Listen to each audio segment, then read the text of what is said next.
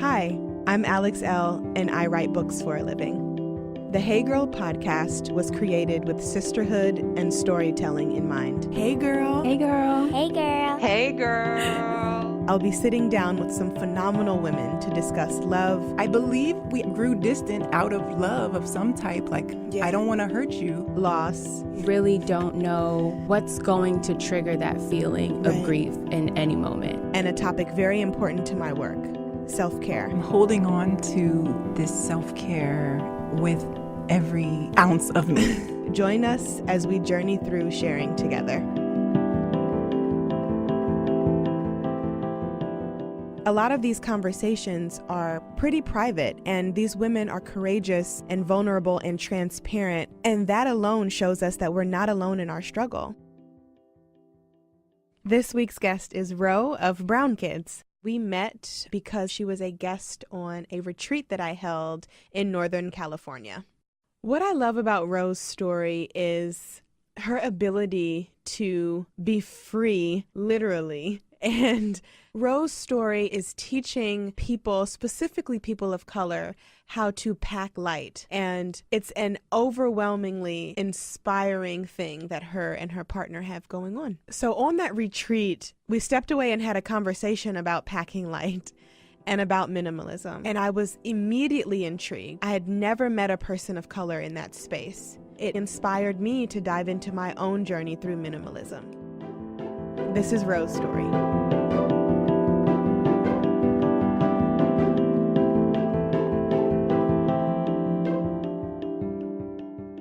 Hey girl. Hey girl. How are you, Roe? It's so good to have you on the show. I'm so good. I'm so excited to be here. I can't believe that the moment has finally arrived. We're having a conversation because we've been planning this for a while. We have been planning this for a while, and it worked out because of divine timing. So snap for that. How is everything in San Francisco? How are you and E doing?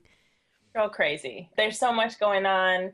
We've got a lot coming up for us in the summertime. I'm making a job transition, so I'm doing lots of planning. And then also in terms of weather, we've had 5 years of drought. So I think the country's joke about California was that we couldn't get our water under control, and now we just have more water than we could know what to do with. It just rains every day.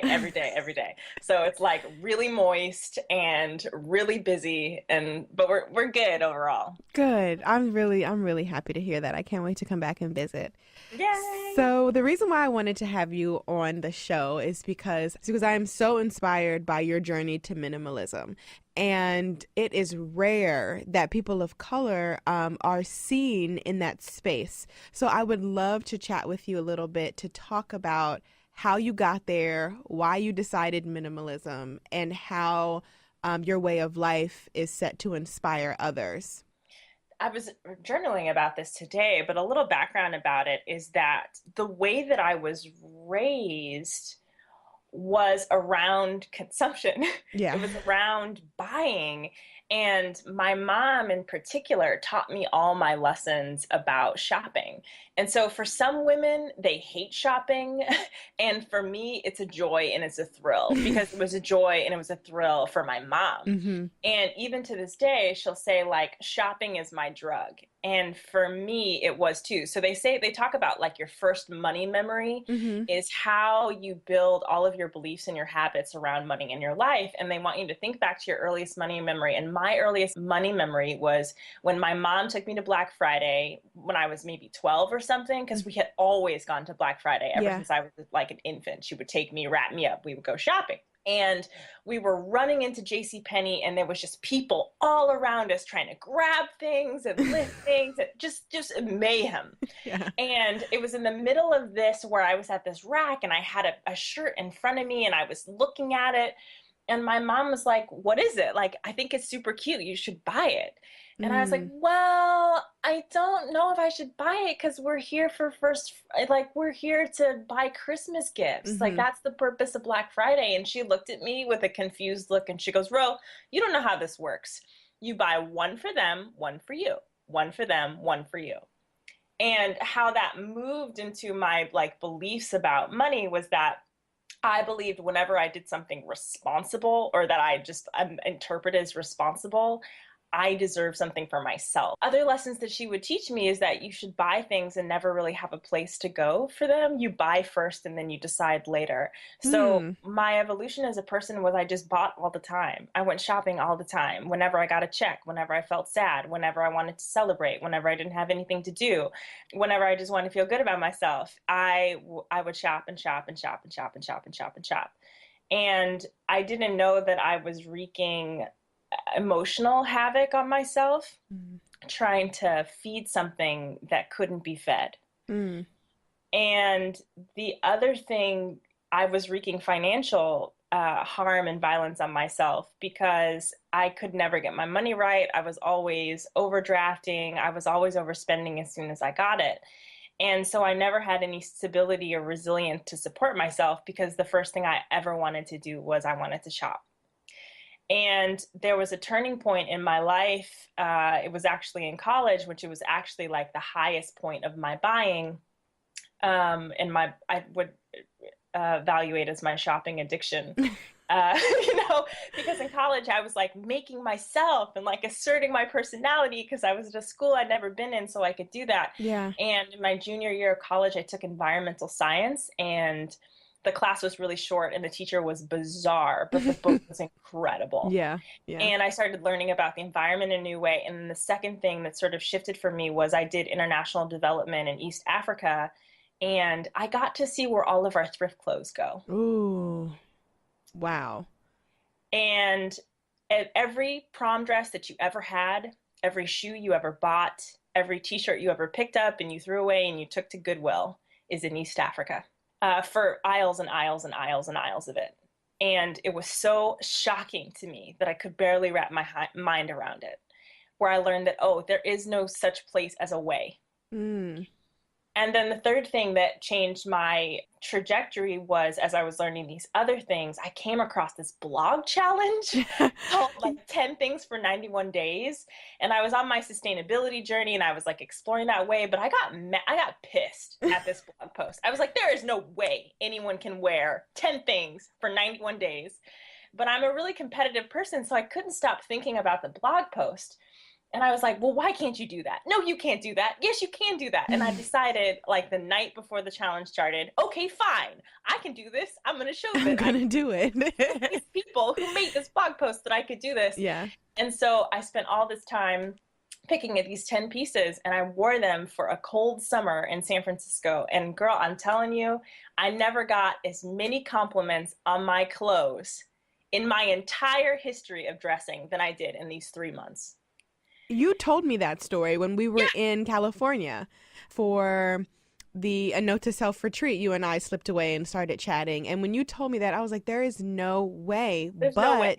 You really were the first person to spark my interest in this minimal living. Having that conversation with you really blew my mind. And I like when I went home, I dove into minimalism because of you. And I love that. I love you for that because it has really started to shift and shape my life, my living situation, the clutter, decluttering, and all of that good stuff. But before we go there, I do want to take a step back. You mentioned you used to overdraft. Do you remember the first time you overdrafted and where you were? Like, do you remember that entire situation? Oh my gosh. I feel like it was in high school. I think was maybe the first time, because that it must have been because I had gotten a bank account that my mom set up for me right before I went to school. So I had a Wells Fargo bank account, I think, and I had worked this little Hallmark job where I got paid California minimum wage at the time, and I think I was at a Forever 21 or something. And I just kept on like handing my debit card to the girl. And she was like, this is not going through. Oh my God. Do you remember what you were buying? I don't remember the thing, but I remember signing in because also like online banking was beginning to be a thing. And I remember signing in and just seeing multiple negative 35s that had compiled because it was before all of the banks decided that they wouldn't do compound overdrafts. And I was just overdraft like $115 over a piece of probably a shirt or something. Wow. It was intense. Okay, so I don't know if you can remember this far back, but did you call your mom? Do you remember having conversations with her about money management and money responsibility ever? Or has it always been buy, charge? It's always been buy, charge, but we have like this back and forth relationship with it. I don't remember calling her. I don't know what I did. I'm not sure how I remedied the situation. I think I might have called my mom. I was like, Mom, I overdraft. And she goes, actually, you can call the bank, because she had been in this experience before, because she Wow. had this pattern. So we got the bank to like forgive all of those overdrafts. But I didn't learn my lesson. Like, it wasn't traumatic enough where Right. that was the last time I ever overdraft. I have like a history of overdrafts. But what I remember seeing of my mom is we'd always go to Macy's, or we'd always go to JCPenney, or always go to like some department store, and she would hand over her credit card to them that she Mm, had gotten specifically from that department store, so she could get the 20% off discount or whatever they give you. right, But right. as she was handing it over, she would look over to me and she'd be like, don't ever get credit cards. So I was having this contrary message to Yeah. my entire life, of this like ambivalent relationship between extremes of like, spend, don't spend, spend, don't spend, don't do that, don't, Yeah, yeah. I just couldn't get it together. It's so funny. I had a similar upbringing, but my mom, she did teach me about financial freedom, specifically as a Black woman, how we need to have, money in the bank for a rainy day and blah, blah, blah. But she was also a big spender. I was the only child. So I always came home to things. When she would go out shopping, I Mm, always came home to things, new outfits, new this, new that. My grandfather used to, just give me $100. Here, go buy something. I totally. always had money, and I always had things. And my mom, she still loves to shop, but she can because she's financially free. Mm, I couldn't because I wasn't financially free, but I was shopping anyway. So I can kind of relate to your story about having this conflict of like buying and not buying, credit or debit or whatever the case may be. So my mom used to say the same thing to me. She used to say, don't ever get a credit card unless you need it. And when you get it, make sure you pay it off every paid off. month. Yeah. And I didn't get a credit card until I was 25. Hmm. I had a lot of money saved in the bank. So then I was like, oh, I can use money from my savings to put on, to pay off my card, which was Yeah. the stupidest thing ever. But I remember you posting about you paying off your credit card debt Hmm. and how freeing that was. Can you talk to me about that? Can you tell me how you got to that point and what made you finally be like, enough is enough. I don't want to be in debt. I want to be financially free. This is what I have to do to get there. So I totally relate to you in terms of getting things, because I had that same way too. And I think how I got to paying off my car. Oh, it was last year. Yeah, I remember. Last year was an incredible year for me. It was terrible for the world, but it was great. And it was just great, great, great for me. Hmm. And I woke up one day in February and I was making my goals for the year.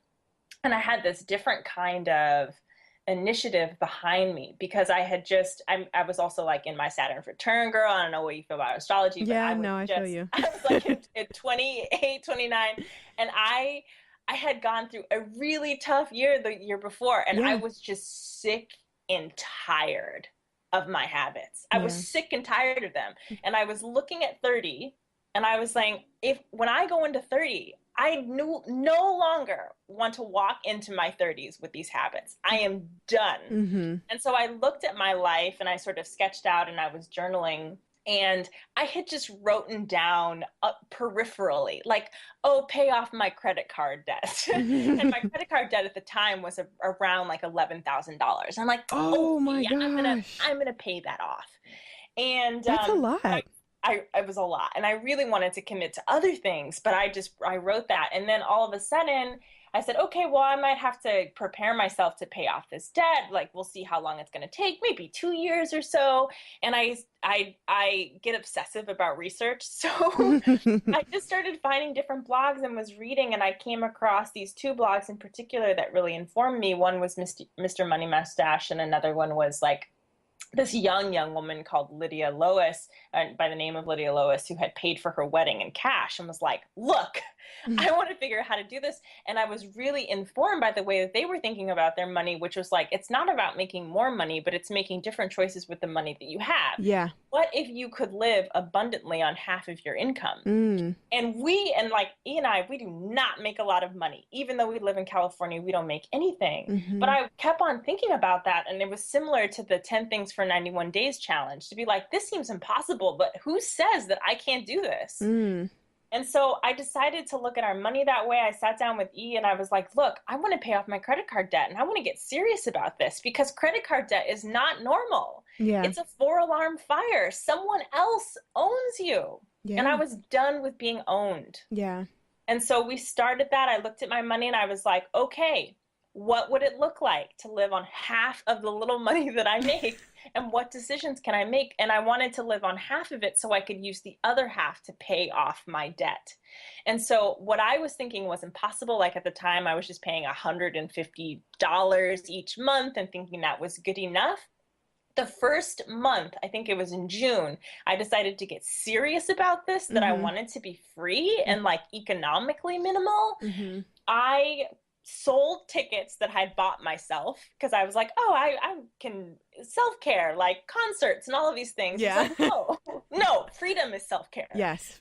So I love that. Please say that again. Freedom is self-care. Yes, I love that. Freedom is self-care. It's not about pedicures. It's not about clothing. It's not about trips. Yep. Freedom is self-care. So I sold things and I saved as much money as I possibly could, especially now that I cut back all of my expenses and I thought differently about my money. And I paid $850 on my credit card bill in June. Wow. And so I blew my own mind about what was possible when I was like, oh, I can only afford to pay $150. No, I can pay more than that if I make different decisions about the money that I have. Yes. And I continued to do that consistently in a way that I never had before. I got super creative. I found money, because many of us have money where we don't even know it. Like people have money for us, or a job has a 401k that you don't work at anymore. And I found money and I paid it. I paid as much as I possibly could. And something that I thought would take me at least 2 years to do, I did in less than 9 months. That is phenomenal. Did you feel elated? Like, was it unreal to you? Or I don't know how to explain it like that. $11,000 is a lot of money. It's a lot of money. For you to pay off in less than a year is fantastical. Like, it's a lot. Like, it doesn't even seem possible. And it's totally like, if I can do it, I know we hear people say this all the time. If I can do it, like, no, y'all, if I can do it, you can do it. And I just looked at that like zero on my credit card statement online. And I had to take a minute. I think I might have looked at my computer for about 15 minutes. And then I wrote the post after to be like, I just want to let you know I did. It's done. It's done. It's done.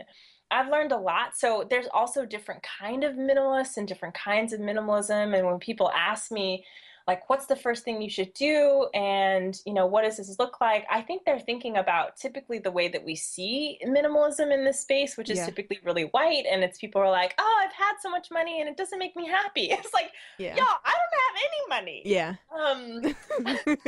So how do we do that when we don't have any money? How do we do that? How do we move through minimalism that way? Yeah, like, I don't have it. So for me, minimalism is not about like a set number of things and that we have. For me, minimalism is my way to financial freedom. So how do we continue to live abundantly on far less than we think that we need? And I think we keep our goals in mind, which is for E and I, it's super important for us to own our own land. Like, we, especially as people of color, have been historically kept and marginalized, if not robbed in many ways, from home ownership. And so we want to own our own home. We want to own our own land, and we want to pass that on to our children or whoever will come next. That's really, really important to us. And the way that we can do it in our mind, the best, most effective way we can do it is through minimalism. So for me, minimalism is really the best way I know how to take care of myself, to steward my peace of mind, and to belong to myself. Like there's nothing, no substitute for the feeling of liberty. And the way that I have liberty in my life is that I think differently about things. I think differently about stuff. And I use the resources, the financial resources that do come to me to support an abundant and thriving future for the next generation. That's what we're about. And I think maybe that's what the shade of this minimalism could look like in communities of color, where it's not about giving up and it's not like bougie. It's right. Like, it's really connected and deep. And that's our deep why. And when we do it, we're like, yo, y'all can, y'all can do this. Y'all can do this. And we want it to be as accessible as possible, because minimalism shouldn't be for the elite, I suppose. Yeah. No, and I'm happy that you said that, because a lot of people feel as though it's unattainable. I mean, specifically, for instance, when you share after your farmer's market trips and the abundance of fruits and veggies that you have and how you store them and keep them and going waste free, no plastic bags, things of that nature. A lot of people look at that. I have looked at that and been like, oh, I want that so bad, but how? Right. And I think that that's what people are looking for, specifically people of color. How do we get there? And how does it become accessible for us and our lifestyles? I'm going to give you a good example. So we live in a 1,200 square foot apartment, 2-bed, 2-bath. And for the past year, I have been saying, we need bigger space. We need more space. We need more space. We need more space. And no, the truth is that we needed less crap. Yeah. And that's really, I started diving into minimalism, tiptoeing into minimalism, not diving into, tiptoeing into it last year. But this year, I really dove into it. I gave away and donated to homeless shelters, boxes and boxes of work clothes for women, and just things that we didn't need, that our family didn't need, but other families could benefit from. And our space started to open up.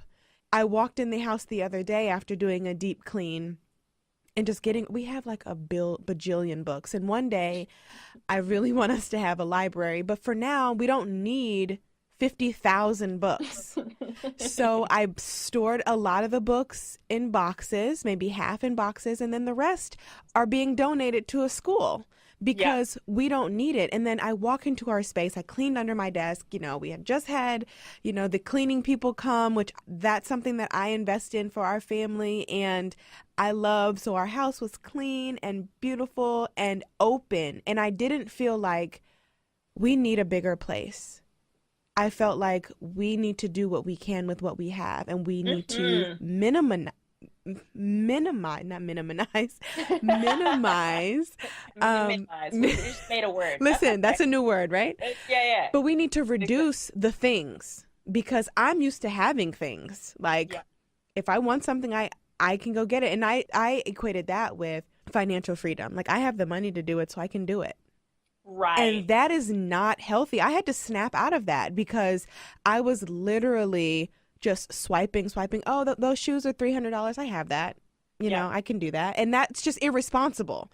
It's irresponsible due to the life I say I want to have, i.e. home ownership, i.e. owning land, i.e. buying our first little mini tiny home and not having to take out a loan for it. So it's really irresponsible of me to do that. And I had to check myself. And often when I'm checking myself, like you, I'm going on blogs, I'm watching the Minimalist documentary, which I can halfway relate to, and I'm reading books, and I'm going to BrownKids, your Instagram, U&E's Instagram page, and I'm getting these gentle reminders that it's within your reach and you don't need more. And I just need to be satisfied with what I have. And like you said, do what you can with what you have.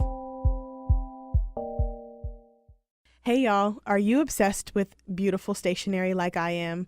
Well, Love Pop turns stationery into these magical gifts that are mailable and keepsakes. Love Pops are more than cards. Each one is laser cut, hand assembled, and designed to surprise and delight. The purpose of every Love Pop card is to create a moment of connection between you and the people you care about. If you're interested in giving Love Pop this holiday season, you can unlock special pricing for 5 or more cards and get free shipping on any order by going to lovepop.com/heygirl. I just got my hands on some Love Pop cards. I love the Christmas ones. They are beautiful, ornate, decorative, and really extremely mind-blowing.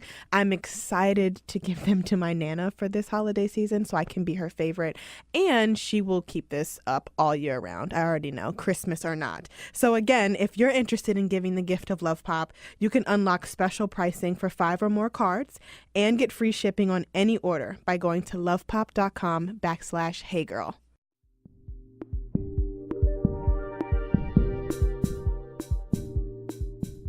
Typically, we just have tons of space. I mean, we just have tons of space. Yeah. And I think that we've especially as of people of color, with so much being taken away from us, it almost feels sacrilegious to not go for the next biggest thing, because it's the way that we honor the struggle of our ancestors in some kind of way, to be like, okay, their house got taken away from them, so I'm going to get a big ass house. Right. Like we just, it just needs to be really large. Or we're like, no, I worked really, really hard, because we work really, really hard, and we try to get in a rat race in many ways, and we're making a higher salary. So why can't we have that thing that we want? Or why can't we? And in that way, if you look from that perspective, it's a lot about like denying ourselves things. And I think it's really not about denying, but it's getting super clear, just like you were, to be like, okay, if I sit down and I think about the things that I want for myself and the future that I want for my family, that looks like a home we own. That looks like a happy child. That looks like these things. Yeah. So it's about getting aligned, actually. And boundaries. And putting our resources so we can actually achieve those things. Yeah. Instead of wondering, where did all our money go? Or like, I had it, but I'm still living paycheck to paycheck. And there's no shame or judgment there, because I've been there and I'd be there sometimes right now. But we still want the best for ourselves, and the best for ourselves is really possible. And so you live in 1,200 square feet, and I can imagine that with 3 and right now. And for me and E, we live in, I think, 850 square feet, just the two of us. And that's way too much space for me, actually. It's just ginormous. Yeah. And it's about, a lot of times it's like, yeah, we have too much crap. And then also the way that we design our spaces just don't work, because we're not paying attention. Yeah. We just are going out and we're buying things, but not asking deeper questions to be like, does this function? Yeah. And will it last too? Will and it not last? just buying. Like, is this couch right? Right. Is Exactly. this right? Exactly. Is this desk right? Do I have the correct chairs? Like, is this table too big for this space? It might be. Yeah. So when you get super curious, we can make better decisions, and we can make our space work, and people will be astounded. Yeah. Astounded when they come over, to be like, why does it feel so great in here? Why does it feel so comfortable? Because I have people come to our house and their houses are bigger. We pay far less than they do, because we choose to live out on the hinterlands of the Bay Area, so we can put more money towards our dreams. And they look and they're like, it feels so good in here. And it's not that much space. Like, it's not huge. You don't have a huge space, but I love it here. And I love that, because I feel that way in my space. And I don't need more. But I love that point about especially getting rid of all your books. Go, girl, I got a book. I just bought 2 magazines yesterday. I just like books, and magazines are my weakness. Yeah. And we have to get rid of some of our book collection. But I love that you were saying that you donated them to schools, because there's tons of places that you can send your things that'll be used and not sent to East Africa. Schools are a great one. Prisons are a great one. Rehabilitated women who are going to work for the first time is where you can send your clothes. There are tons of really great options. I was thinking about this earlier today. Like, typically the question that we ask ourselves is, what do I want? And I think women in particular are now just beginning to ask that question. Like, that's a new learning edge for a lot of women, to say, what do I want? But I think for me, an intimate and a really compelling and tender question is, what do I need? Mm. To ask that question in a new way, instead of it restrictive in a way, but to say like, what do I need to be stress-free? What do I need to look and feel my best? Mm-hmm. What do I need to have more space Mm-hmm. in my life and in my home? Mm-hmm. And that would bring up new answers that we haven't ever considered before, and that we might actually buy things or borrow things or incorporate things in our life that we hadn't had before because we weren't caring for our needs either, Yeah. just the wants Yeah. that Oh, had nothing to do with our well-being. that is such, um, oh, that's amazing. That is so powerful, what you just said. And a lot of people need to hear that, specifically people who are trying to dive into this minimalism. It's a lifestyle. It's not a trend. It's a lifestyle. And it takes practice. It takes commitment and it takes boundaries. And that is something that I'm learning day by day. Like, we're not fully in it, but we're almost fully in it. And as a family of 3, it can be really difficult because we all have things, right? And it's like, okay, how do we get rid of some of these things? And also, how do we keep the things that are timeless, that can be passed down, that we need? And then how do we detach from the things that are just taking up space? mm-hmm. And that's what I'm trying to teach Charlie, because she has all the things. And I recently, when she was away, I recently just cleaned out her stuff, donated toys, books, just stuff. And her room was so open and airy afterwards, and she didn't even notice. No. And that's how you know it's problematic when you're so used to just having things on things on things that you don't even realize when those things are gone. And she and I have had these, she's 9, right? So she doesn't really understand. She just wants all the things. But she and I have been having these conversations the older she gets, like, you don't need that. You don't need that. And you don't really want it. You think it's so cute because it's neon and it's fuzzy, but that's not something that you need. You have 50 stuffed animals that you don't play with, you know? So I think that it also starts at home too with our kids, not overbuying them. Or not buying them. I know that I felt like my mom at some points was buying me because she worked so hard. Absolutely. She wasn't around as much as she may have wanted to be. And every time that she got the chance, I was spoiled rotten. Yep. And, you know, I am trying my hardest to break that with my child, because it becomes so easy to just, you know, to buy people. And it's so easy, but there's so much joy associated with it giving. Too, Yeah, you with want giving. to give them the best things, and Yeah. you love to see their face light up, and Yeah. you love to give them what they want. Yeah. And I love that you're saying that, because I have a lot of people in our Instagram community who are like, this is cool, but it's just you and E. Like, you don't have kids. How do you manage, or how do you start a minimalist lifestyle with kids? And I was talking to one mother in particular, and she said that she had 2 kids, and she said it was really difficult because they were in high school, and they wanted all the things, but all the large things. Yeah. No longer the things that are just neon and fuzzy, but like TVs and shoes and all that stuff. And when I was thinking about it and imagining myself in that position, because I hope to be a mother in this next decade, I thought about my mom. And I wrote back to her and I said, I know it can seem really, really difficult. And it's true. It's difficult and hard to manage other people's things, but maybe you don't have to manage other people's things. Maybe what you can do is start in the places that it's actually your domain. Like, your kids don't cook. Right. Like, you can create a minimal kitchen, and you can organize it in a way where it makes it enjoyable to be in there. And that may seem small for you, but your kids are watching you. Yeah. And you can have power over it when you go to your wardrobe and you say, you know what? I'm not going to buy every single season everything that comes out, because actually that doesn't look good on my body. Right. I get a capsule wardrobe where I look fabulous all the time. Yeah. Where I buy pieces that are deserving of my body. And you know what? Your kids are watching you. Yep. So I really do think that, just as I learned, like, as I can call back that memory of my mom going to JCPenney and handing over that credit card and saying, don't ever have a credit card, I learned a lesson I didn't know I was learning. And so you're teaching lessons that you're also not even aware that you're teaching as well, and that they can both be powerful. So we have the choices and the decisions. So for those with kids out there, I would recommend the same kind of thing. Like, think about the places in your own space, in your own life, where you can have freedom for yourself. And that kind of freedom is freaking inspiring. Ro, thank you so much. I'm going to wrap us up here, but I have 2 questions for you before we wrap up. The first question is to piggyback on what you mentioned earlier. What do you need? I love that. What do I need? Right now, I need even less. I mean, really. I mean, what I need is, I've got some areas in my space that are just holding us down. We might be moving, who knows? Yeah. And we need to be able to pick up.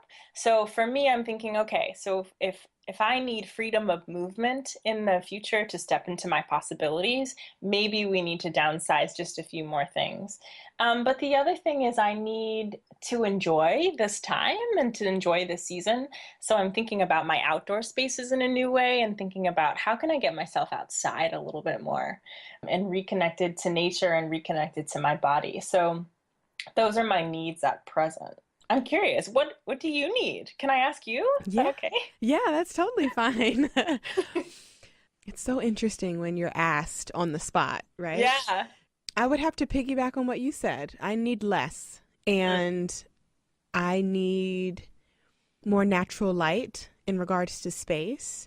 I need a clutter-free environment so that I can think and so that I can write. I also need to exercise more and move my body and stretch and be outside, and I need more detachment from electronics. So that's something on my list too, detaching and disconnecting and really turning inward. That's something that's really on the rise for me. Ryan has this joke that after 6 p.m. you have to call the house phone, like our cell phones are going to be off, because we need that. We need that. Families need to connect in a way that doesn't require their phone in front of them. So that's what I would say I would need.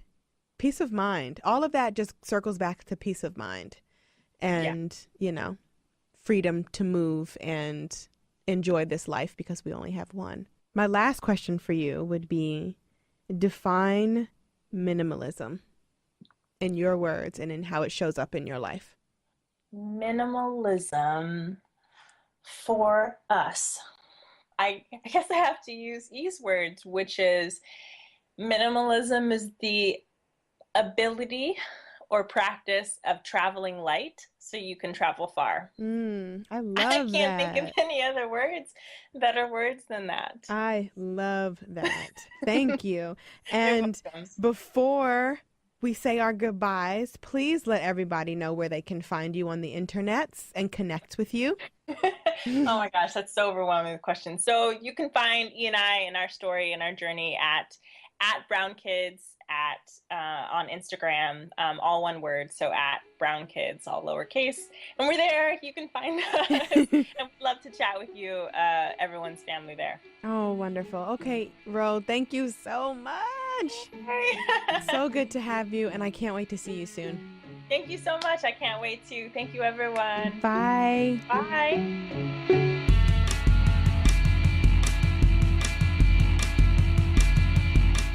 Hey Girl is a member of the District Productive Network. Produced by Jamie Benson and me, Alex Elle. Music provided by DC's own Kokai.